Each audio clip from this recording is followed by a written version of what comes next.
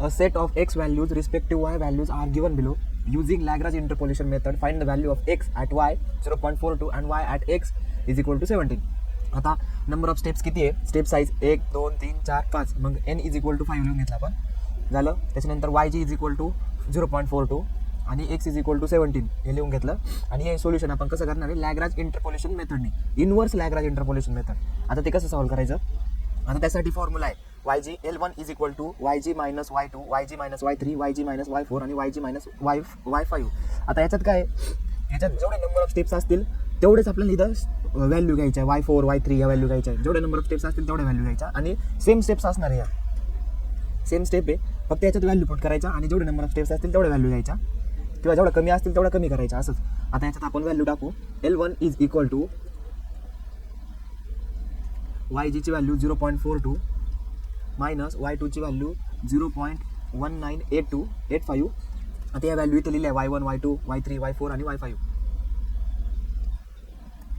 0.42 minus 0.2727 0.42 minus 0.4101 0.42 minus 0.5123 डिवाइडला Y1 0.1105. फक्त स्टेप्सनुसार चालायचं आहे.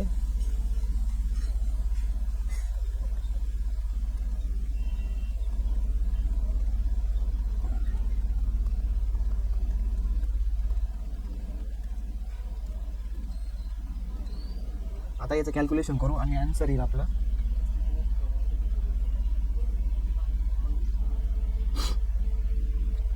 मायनस 0.1. याचं आन्सर येईल आपलं मायनस 0.0174. आता हे डायरेक्ट कॅल्सी टाकायचं. ट्राय केलं तर एवढं बसणार नाही. तर काय करायचं? पहिले वरची टर्म सॉल्व्ह करून घ्यायची आणि आन्सर प्रेस करून डिवाइड करायचं आन्सरला या टर्मने पूर्ण, मग आन्सर येईल. आता L2, तर L2 is equal to YG 0.42 minus 0.1105 0.42 minus 0.Y3 ची व्हॅल्यू 0.2727 0.42 मायनस 0.5123 आणि लास्ट 0.42 मायनस सॉरी Y4 ची value 0.4101 42 minus 0.5123.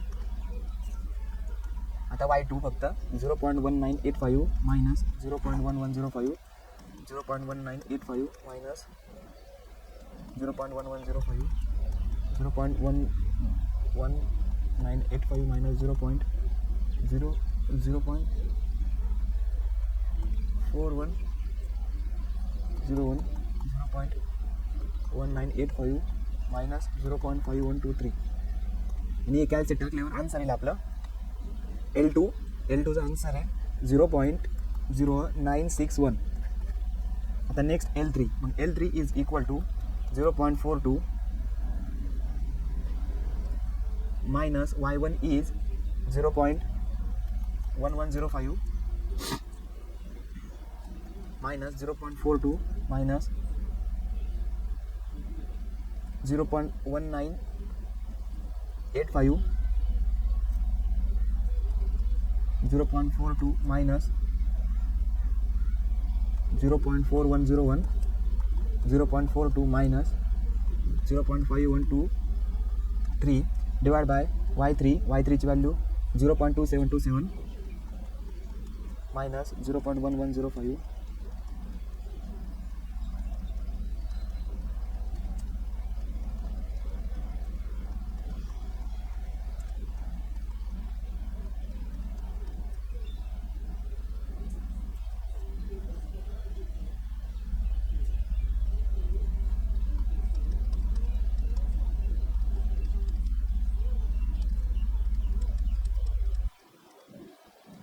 is equal to, याचा आन्सर आहे मायनस 0.5181. आता L4 is equal to YG ची व्हॅल्यू 0.42 0.42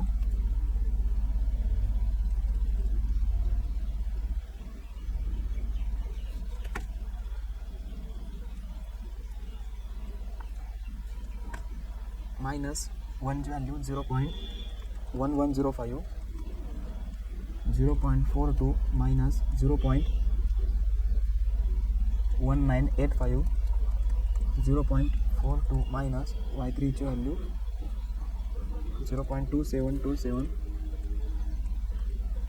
0.42 मायनस y5ची व्हॅल्यू 0.5123. आता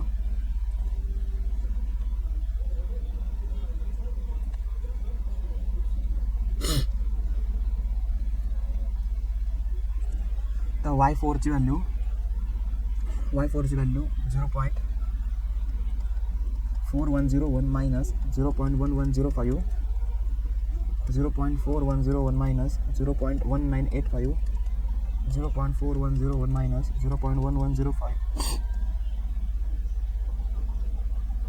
1 मायनस 0.2727, 0.4101 मायनस 0.5123 आणि इज इक्वल टू मग L4ची व्हॅल्यू येईल 1.0938. आता नेक्स्ट L5, मग L5साठी YGची व्हॅल्यू 0.42 मायनस Y1ची व्हॅल्यू 0.1105, 0.42 मायनस Y2ची व्हॅल्यू 0.1985, 0.42 मायनस Y3ची व्हॅल्यू 0.2727, 0.42 मायनस Y4ची व्हॅल्यू 0.4101. आता डिवाइडला याला Y5ची व्हॅल्यू 0.5123 मायनस 0.1105, 0.5123 मायनस 0.1985,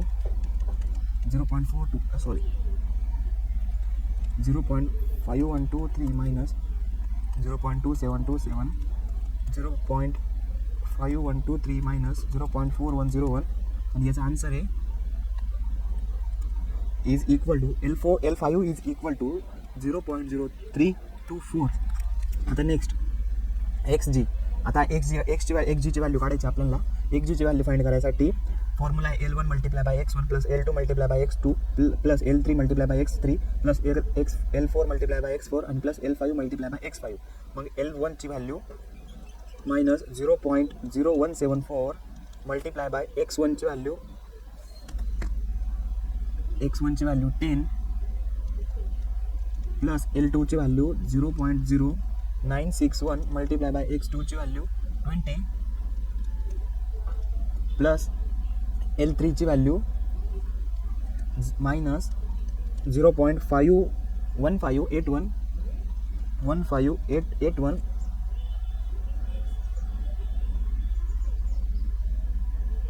L3 ना. मग X4ची व्हॅल्यू X3ची व्हॅल्यू 30 प्लस L4ची value L4 1.0938 multiply by X4 40 plus L5ची व्हॅल्यू 0.0324 मल्टिप्लाय बाय आणि X5ची व्हॅल्यू 50. झालं. आता XG इज इक्वल